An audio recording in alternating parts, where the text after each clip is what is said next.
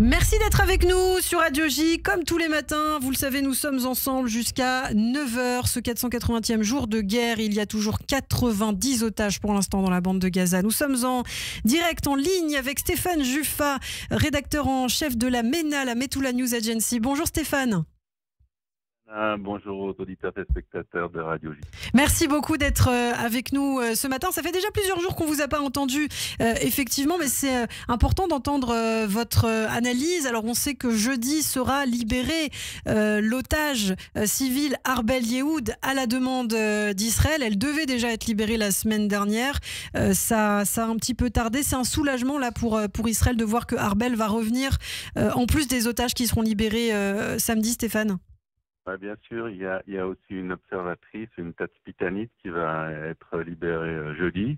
Et puis un otage surprise, ils ne veulent pas nous donner le nom de ce troisième otage à être libéré jeudi. Et puis encore 3 otages samedi. Et c'est tout le pays qui a les yeux rivés sur ce qui se passe à Gaza. Bien sûr, on a peur qu'il fasse qu'il monte une sorte de cérémonie comme samedi dernier avec nos otages au milieu d'une foule de dizaines de milliers de miliciens armés, mais on pense qu'ils vont arriver sans. C'est un soulagement, effectivement, une émotion en demi-teinte. Alors pour l'instant, on ne sait pas qui est vivant, qui est mort. C'est aussi ça la grande question. Alors apparemment, Israël a la liste, hein, Stéphane. Vous imaginez la tension des familles. C'est-à-dire que c'est une loterie. Ils savent qu'ils vont récupérer leurs proches dans quelques jours, mais ils ne savent pas s'il est vivant ou s'il va arriver dans un cercueil. C'est assez monstrueux comme suspense ordonné par le Hamas. Oui, et puis d'après ce qu'on en a compris, ils ont envoyé des chiffres, donc une vingtaine de chiffres, un peu moins, en disant le 1 est vivant, il va bien, le 2 est vivant, il est malade ou blessé, le 3 est mort. C'est la liste qu'on a. Je sais pas. Oui, elle nous avance sur un point, c'est-à-dire qu'on a confirmation de ce que la MENA a annoncé déjà il y a plusieurs mois, c'est-à-dire que dans cette première phase, il va y avoir 25 otages libérés vivants et 7 qui ne sont pas mal. L'attente interminable, effectivement, pour les familles d'otages. Alors, Stéphane, vous êtes stationné à Metula. Vous avez pu rentrer chez vous depuis. Comment ça se passe, le retour, justement, à la frontière? Parce qu'on sait que l'Atsal reste, je crois, encore au sud Liban. Oui, j'étais hier à Metula. Alors, le village est sinistre. J'ai pas croisé une personne en 45 minutes. Et dans mon quartier, il n'y a pas une maison qui est en phase de reconstruction. Il n'y en a pas une qui est habitée. C'est un village fantôme. Je crois qu'il y a 16 personnes qui sont revenues depuis le cessez-le-feu. Et puis, un autre problème, il faudra peut-être qu'on consacre une émission à cela. L'argent pour la reconstruction n'arrive pas. On a rempli toutes les conditions, par exemple, je me plains pas à titre personnel. On a des confirmations, des certificats qu'on va recevoir, l'argent qui nous revient dans les 8 jours.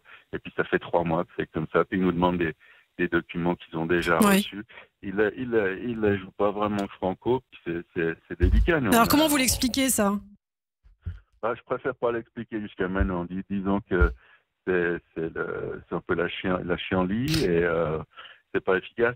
Mais pour les personnes déplacées qui ont l'opportunité, enfin, après une année et demie, de rentrer chez elles et de reconstruire leur maison, j'ai passé 1 heure dans nos 2 bâtiments et je vous assure que c'est pas amusant de voir des bâtiments détruits, des bureaux délaissés, des plafonds effondrés.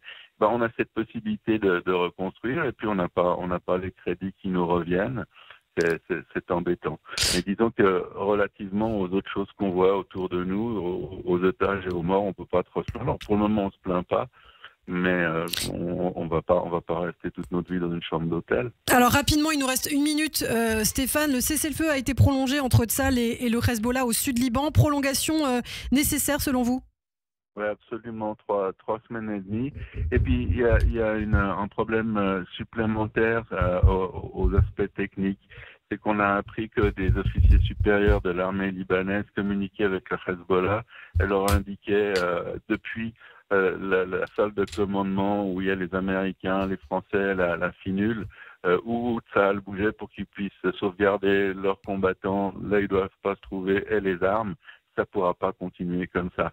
C'est-à-dire que si ça se poursuit, si le Liban n'est pas capable de faire le ménage, eh bien, ce qui va se passer, c'est qu'on va rester dans les zones qu'on contrôle, que Tsahal contrôle au sud du Liban. Il y aura pas d'autres possibilités.